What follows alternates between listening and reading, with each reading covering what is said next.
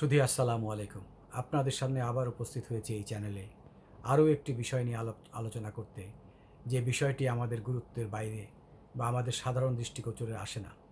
সেই বিষয়টি হচ্ছে, আজকের বিষয়টি হচ্ছে, আমরা জাতীয় স্থাপনার নামকরণের যে নীতিমালা বা পদ্ধতি বা প্রয়োজন সেটা নিয়ে আলোচনা করব।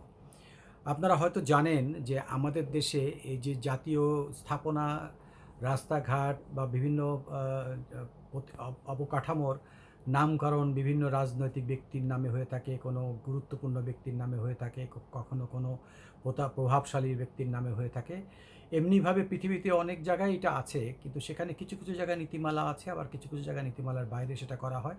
সামাজিকভাবে সার্বজনীনভাবে গ্রহণযোগ্য যে বিষয়গুলো আছে সেগুলোকে নিয়ে তারা একটা সিদ্ধান্ত করে এবং আলোচনা করে এবং তারপরে তারা সিদ্ধান্ত নেয়। কিন্তু আমাদের দেশে দেখা গেছে মানে আশ্চর্যজনকভাবে যে এর কোনো নীতিমালা তো নেই এবং নীতিমালা করার কোনো ইচ্ছাও আমাদের নেই এবং আমাদের কোনো চিন্তাভাবনাও ওদিকে নেই। সম্প্রতিকালে একটি খবর দেখলাম যে ইউনূস সরকার, অর্থাৎ গত তত্ত্বাবধায়ক সরকার, বা এই তত্ত্বাবধায়ক বললে হয়তো অনেকে আমাকে ভুল ধরতে পারে, আমরা যেটাকে ওনারা বলে অন্তর্বর্তীকালীন সরকার। এই অন্তর্বর্তীকালীন সরকার একটি আদেশের মাধ্যমে, নির্বাহী আদেশের মাধ্যমে তারা বেশ কিছু সরকারি স্থাপনার নামকরণ পরিবর্তন করে দিয়েছে, বদলে দিয়েছে বা বাতিল করে দিয়েছে, এবং তার সংখ্যা 977টি। খেলা কথা যে একটি পরিবারের জন্য, একটি পরিবারের নামে দেশের বিভিন্ন স্থাপনার 977টি স্থাপনার নামকরণ করা হয়েছে তাদের পরিবারের নামে বা বিভিন্ন সদস্যদের নামে। কি আশ্চর্য, কি হাস্যস্কর, কি অবাক কাণ্ড এদেশে ঘটেছে, আমরা দেখেছি। এবং ইউনূস সরকার যথার্থভাবে এটা বাতিল করেছে, আমি মনে করি এটা ঠিকই করেছে। তো তার মধ্যে 880টার মতন বোধহয় ইতিমধ্যে বদল হয়ে গেছে, আর বাকিগুলো বদল হয়নি। এর পিছনে যথেষ্ট খরচের ব্যাপার আছে, তারপরে এর মধ্যে দ্বন্দ্ব আছে, এর মধ্যে রাজনৈতিক বিভাজন আছে। সেগুলোকে আমরা কেন টেনে আনি আমি জানি না। একেবারে সম্প্রতি দেখা যাচ্ছে যে জিআই আন্তর্জাতিক বিমানবন্দরের নাম পরিবর্তন করতে গিয়ে নাকি আনুমানিক 1400 কোটি টাকা পরিবর্তন লেগেছে আমাদের জাতির বা আমাদের দেশের। এই 1400 কোটি টাকা কোথা থেকে আসলো, কে দিল, এই পাবলিক ফান্ড কার জন্য খরচ করা হলো, তার অবদানটা কী? তো যাই হোক, এই পরিবর্তন আবার পরবর্তীতে যখন নতুন এই সরকার আসলেন, তারা আবার বললেন যে না, তারা যৌক্তিকভাবে বললেন এত টাকা খরচ করা যাবে না, তাতে পরিবর্তন করা দরকার নেই।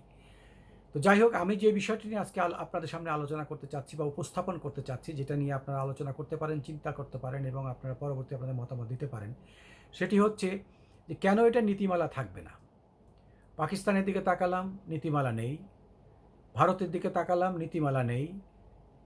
যুক্তরাজ্যের দিকে তাকালাম, নীতিমালা নেই। যুক্তরাষ্ট্রের দিকে তাকালাম, নীতিমালা নেই। কি আশ্চর্য ব্যাপার, নীতিমালা নেই, কিন্তু কিছু কিছু নিষেধাজ্ঞা আছে, কিছু কিছু নিষেধাজ্ঞা আছে, এবং সেই নিষেধাজ্ঞাতে তারা যেমন যেমন যুক্তরাজ্যে বলা আছে যে কোনো রাজনৈতিক ব্যক্তির নামে কোনো স্থাপনার নামকরণ করা যাবে না।